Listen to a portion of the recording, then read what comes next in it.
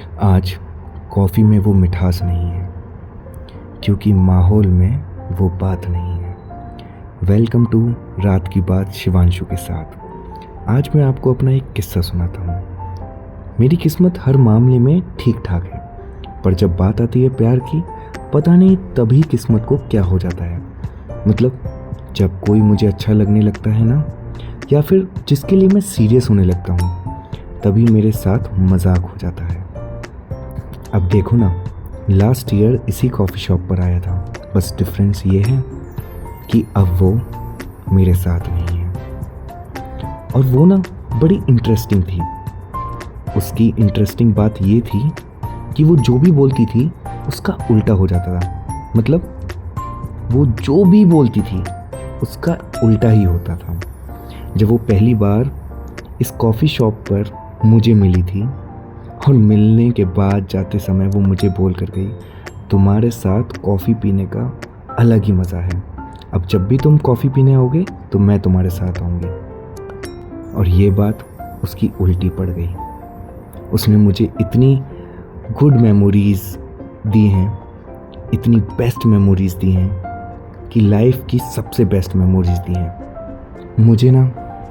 मुझे पता नहीं लोग कैसे अपनी एक्स के बारे में उल्टा सीधा बोल देते हैं। मतलब कैसे अपनी एक्स को हेट करने लगते हैं। खैर, अभी मैं उसको अपनी एक्स मानता ही नहीं हूँ, लेकिन उसने मेरी लाइफ की मुझे बेस्ट मेमोरीज दी हैं। मेरे ना बहुत कम दोस्त हैं और मुझे ज़्यादा दोस्त बनाना भी नहीं आता। गिने चुने दोस्त हैं और अब वो अपनी लाइफ में बिजी हो गए हैं, तो मैं ना एकदम अकेला पड़ गया हूँ। मतलब बात करने के लिए कोई नहीं है। मतलब ऐसा हो गया है कि अगर मैं 7 दिन अपना फ़ोन ना छूऊं तो मुझसे पूछने वाला कोई नहीं है कि मैं कैसा हूँ। और अगर मैं अपने इंस्टाग्राम को स्क्रॉल करता हूँ और मुझे कोई मीम दिख जाता है तो मुझे सोचना पड़ता है कि मैं किसको भेजूँ, क्योंकि मेरे बहुत कम दोस्त हैं। और जब मैं दूसरों की पोस्ट देखता हूँ तो सबके साथ कोई ना कोई है, लेकिन मेरे पास कोई नहीं है। मतलब आप सेल्फ लव की कितनी भी बातें कर लो, चाहे आप कितना भी कह लो कि अकेले रहने में बहुत मज़ा है, अकेले रहकर बहुत खुशी मिलती है, पर जब रात के 2 बजते हैं तो जब लगता है कि यार काश कोई होता जिससे मैं अपनी बातें बांट पाता, जिससे अपनी बातें शेयर कर पाता। ये ना बहुत डिप्रेसिंग सा होता है। तो एक दिन मैंने क्या किया, गूगल पर टॉप डेटिंग ऐप सर्च किया और गूगल ने मुझे 7 डेटिंग ऐप बताए और मैंने सातों के सातों डाउनलोड कर लिए। और पूरे 2 महीने मैंने उन 7 डेटिंग ऐप पर खूब मेहनत करी, लेकिन रिज़ल्ट कुछ भी नहीं आया। और फिर एक दिन मुझे खुद पर गुस्सा आने लगा कि मैं क्या कर रहा हूँ। मैंने सारे के सारे डेटिंग ऐप डिलीट कर दिए और बस इतना कहा खुद से कि यार अब मैं किसी को नहीं ढूंढूंगा, जिसको मिलना है खुद मिलेगा। आपने भी सुना होगा ये बात कि प्यार कभी भी ढूंढने से नहीं मिलता, वो खुद ढूंढता है तुम्हें बस इंतज़ार करना होता है सही वक्त का। प्यार खुद दौड़ कर आता है तुम्हारे पास। इस बात को मुझे एहसास हुआ जब मेरी लाइफ में उसकी एंट्री हुई।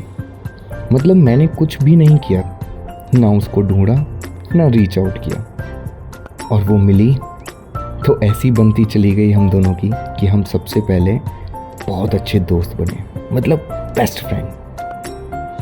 मतलब वो मुझे अपने पूरे दिन के बारे में बताती थी, मैं उसे अपने पूरे दिन के बारे में बताता था, और हम दिन भर बातें करते थे। जहाँ मेरा स्क्रीन टाइम 2 घंटे हुआ करता था, अब मेरा स्क्रीन टाइम 12-12 घंटे 10-10 घंटे आता है। और उस 10 घंटे में पूरा का पूरा व्हाट्सअप होता है, क्योंकि मैं उससे बातें ही इतनी करता हूँ। और मैं बैठे बैठे बस यही सोच रहा हूँ कि मेरे अंदर इतनी बातें आई कहाँ से। मैं तो इंट्रोवर्ट हूँ।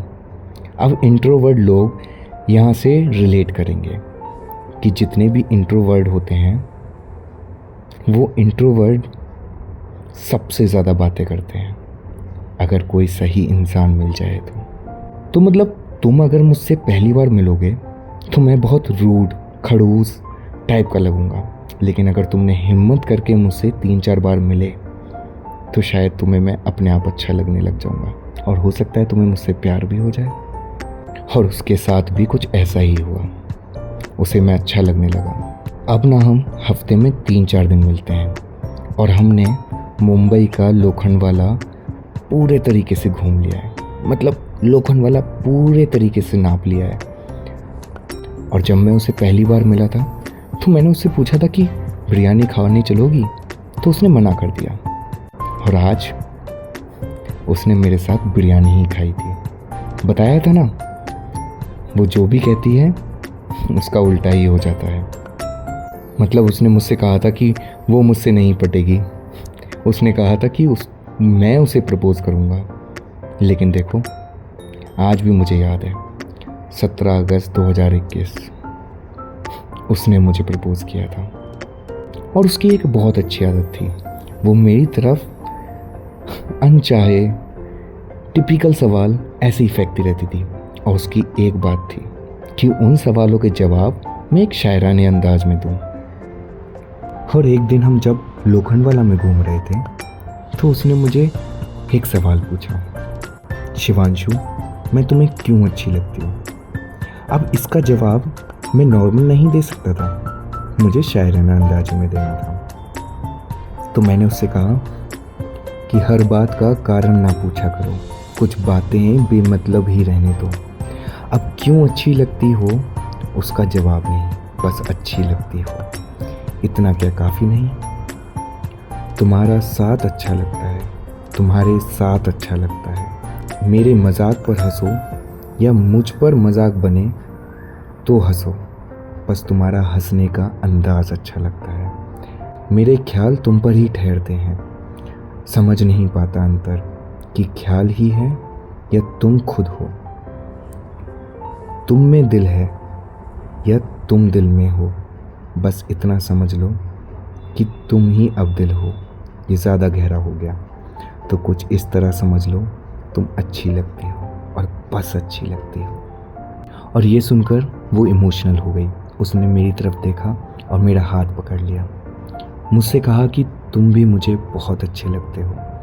अब हाथ ना मैं कभी छोड़ूंगी, मुझे बिल्कुल एक्सपेक्टेशन नहीं थी कि ऐसा भी कुछ होने वाला है, क्योंकि हमने अगले महीने की प्री प्लान ट्रिप्स कर रखी थी।